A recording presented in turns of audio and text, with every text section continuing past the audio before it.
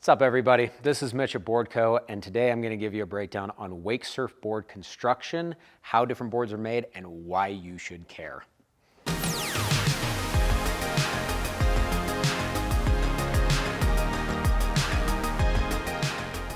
All right, so today I'm going to talk about something that is a topic that I think is really important to know when it comes to Wakesurf boards.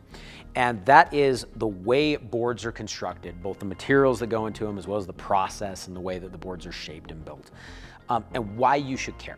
And the first thing I want to cover on that is really the why, and I'll get into the details for each specific construction later. But it's something that's important to know is that the construction of a Wakesurf board matters a lot. Unlike some other things like on a wakeboard where the construction of the board makes a small difference, it changes the weight and other things like that.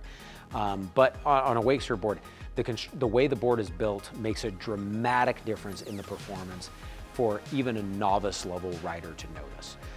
Unlike a wakeboard as an example, you can go to a higher end construction and it's noticeable, but only when you hit a certain riding capability. On a Wakesurf board, somebody who can just drop the rope and stay with the wave is going to be able to tell the difference between a board that's a full carbon construction versus a board that is a pressed glass construction that just comes out of a mold. So that's the first thing I wanted to talk about, is that this is a topic that you should care about and will make a difference when you're looking at different surfboards, because the way it's constructed is going to have a noticeable difference in the performance of the board. So I want to jump right into the different constructions that are available and the different materials that are available when it comes to different Wakesurf boards. So I'm going to start kind of at the top end and I'll work my way down. So the first construction method that I wanted to talk about is carbon fiber. Now, this one right here, this is a Phase 5 Hammerhead Limited. This is kind of like your ideal board to be talking about this with, because it's got all kinds of crazy construction stuff going on. It's got glass wrapped in carbon with other different carbon weave materials in it. But what it really comes down to is carbon fiber in a Wakesurf board. It does make the board lighter, and that's one of the first things that people notice. They grab the board and they're like, wow, this is really light.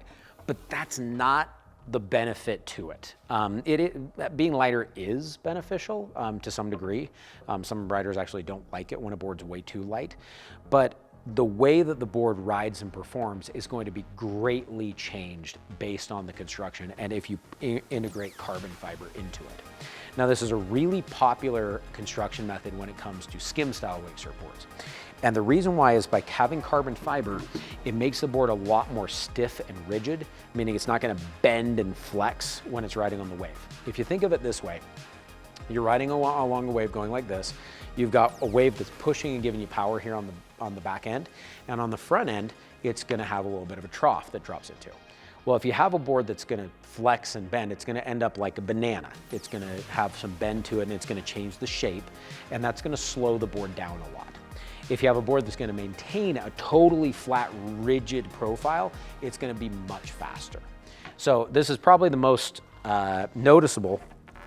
The first time we ever rode a carbon board was we went out with Drew Daniello, which this happens to be his pro model board right here. He's one of my good friends. And we went out and rode on the very first carbon Wakesurf board, to my knowledge, that had ever been made, which is a Phase 5 Drew Daniello carbon. And we were actually with Drew, his very first set, riding on that carbon board. And he went out and he was riding on it, and he had been riding a glass board forever, because it's the only boards that really existed. Rode the carbon board, and right out the gates, he was going bigger, he was snapping higher. It took him a minute to adjust to it because it was so much faster than his previous model. And all we did was just, all Phase 5 did rather, is they just added a sheet of carbon in. So carbon fiber is something that's going to improve the performance of the board. It's going to make it faster. It's going to make it more rigid. It's just going to give it overall a much snappier performance and a better feel. So if you're looking at particularly skim style board, carbon fiber is going to be a big net benefit. Really, the only downside to carbon is that it's more expensive. Now, so that's construction number one. Now, the next thing I'm going to talk about is kind of going the other direction. So this is the other high-end construction, which this is EPS. This is a foam core board with an epoxy shell going over the top. Now, This is a high-end surf style board. This right here is a Soulcraft Keenan Flegel Pro model board. Keenan Flegel, another one of my friends that rides this board model, and this is one of my favorite surf style boards that's currently available. This board, however, has no carbon fiber in it. In fact, it actually has this EPS core that is arguably much more flexible than a carbon fiber layout. Now, you could integrate carbon fiber into a board like this, but the benefit of an EPS foam is that the board is going to actually bend and flex. It's going to give it a little bit different response characteristics when it's on the water. Where carbon fiber is, generally speaking, best used in skim style boards, EPS foam is the preferred construction for high-end surf style boards. Now, there's different blends, like Hyperlite does some stuff called Varial Foam, and that are also great characteristics. But the main idea is that the boards are going to have a little bit of give to them. They're going to be a little softer coming through, which is okay, because if you get a board that's just too rigid, that's surf style, when you get these big deep fins that are on it, you're going to drive and put so much power into it that the carbon fiber is just going to make it too snappy. So this gives you a little bit better control, a little bit better feel and connection to the water. Now, generally speaking, they don't make skim style boards out of EPS, though there are some exceptions, and they don't do surf style boards out of carbon, though once again, there are exceptions. There's different blends and different materials, but the benefit of the EPS foam is that it's going to be floatier, it's going to ride higher, it's going to have a little bit softer feel, a little better connection to the water. Really, the only downside to this construction is it's really fragile. And so when you go to something like a Soulcraft board, if you go to other high-end foam boards, whether we're talking stuff from Liquid Force, whether we're talking Hyperlite, Ronix, whatever, they're going to be slightly more fragile. If you do have one that is an EPS foam with a carbon blend, that sometimes can make it a little bit more rigid and a little more durable. The full carbon boards like Phase 5, much more durable than something like this, but we're also talking about a totally different style. So those two pretty much cover the two high-end constructions, and then there's some mid-range stuff and some lower-end stuff that I'm just about to cover right now. So when you go to mid-range constructions, there's this kind of construction right here, and this is a capped construction. It's called a lot of different things, like Durashell. It's called surface construction. There's a lot of different variations. So this board right here is a Liquid Force pod that I'm talking about. And the idea behind this construction is it's a board construction that is a rim construction that basically takes a foam center and it encapsulates it in a shell on the outside. So these boards are super durable, like as in like I can bounce it off the ground durable. We've actually had some boat customers have lost their boards out of their boat on the road because they left them either in board racks or sitting on the floor of their boat and didn't have them secured down. And they ended up having the boards fly out of their boat and landed on the freeway going like 50 miles an hour and the board still held up. So the advantage to this construction is it's super, super durable. And it'll hold up to almost any abuse you can put it through. So they handle a lot of abuse, but they are still really light. So they're really lightweight. The only downside of this construction is it doesn't give you the same kind of feel and connection as EPS. It also doesn't give you the same rigidity as carbon. But it's a good middle of the road construction that's durable. It's gonna be fairly lightweight. It's not going to be super heavy in the water. It also has some of the similar characteristics to EPS in that it rides fairly high in the water. It's got some good float to it, and so it's going to be relatively fast. It's a great construction. If you're looking for a board that you can beat up and bang around that is not super high performance, it's a really great pick, as well as it's not going to break the bank. So it's a bit less expensive than a full carbon construction or than in a full EPS construction.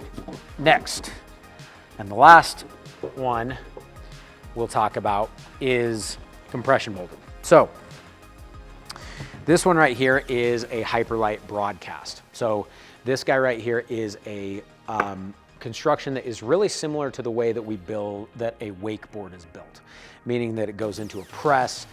You've got a foam core that's then wrapped in glass and capped off with some other different materials like a top graphic sheet and that's put into a press and pressed in. The main difference between this type of construction versus others is it's generally a little bit thinner. It doesn't have the same volume as like an EPS foam. It's also going to be quite a bit heavier, so you don't get some of the benefits of carbon. The advantage to this is, generally speaking, it is relatively durable. It's kind of like a wakeboard. It's not going to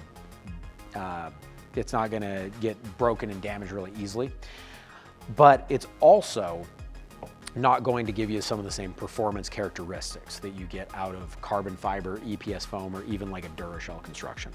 So the benefit to it though is it's going to be a lot less expensive. So it's the least expensive method for them to produce, partly because of the materials, but the other part is because of the way the board is constructed. So this one, as well as the cap construction like a Durashell, those ones are ones that are going to be coming out of a press, and there's a little bit of handwork to them, but they're more of a mass production type model.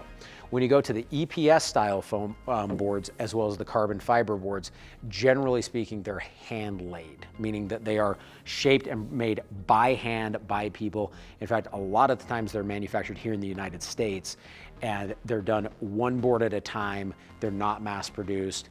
And so a lot of the reason why you're going to pay extra for those boards is not just because of the materials that they're in them, but because of the way that they're shaped and designed, that it's not necessarily done by a machine going through and routing it or pressing it. It's done by an individual that is a really skilled person going through and shaping and setting up every single board to make sure it's perfect and is going to ride awesome. So hope this has been really helpful and you get some idea of the different construction methods of the boards. If you check out BoardCo.com, we have different boards and all of the different construction methods to fit every kind of budget, price point, as well as how you want the board to ride and perform. So if you got any questions, reach out to us, let us know. We appreciate you checking this out. Click the bell if you want to and be notified whenever we're coming out with more information. Let us know if there's anything else you want us to talk about, and we appreciate it, and we'll talk to you later.